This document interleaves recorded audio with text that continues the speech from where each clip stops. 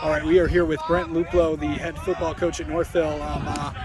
Big week for you guys, but before we get to that, just talk about the start that you guys are having of the year. Yeah, great start. We talked about being physical, aggressive, fast, and all phases of the game, and I think we're off to a really solid start. Kids are buying in, kids are believing. 2 big wins to start the year, and our motto is turning into earn your respect, and I think we're starting to earn some respect across the league. Yeah, I think getting the big win at the big house against Clarkson and then getting the win against Plymouth.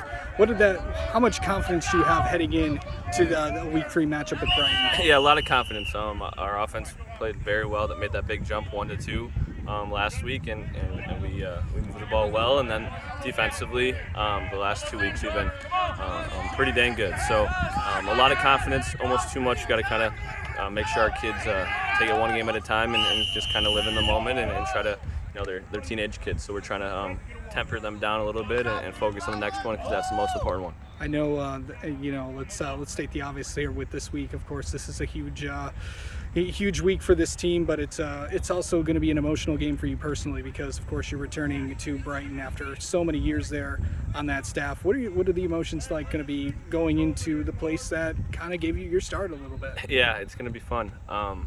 Michigan was a big one. This is, in my mind, probably just as big. Giving our kids revenge from last year and that they lost the game last year on homecoming, and the KLA West championship ended up being that. So big for our kids, big for me.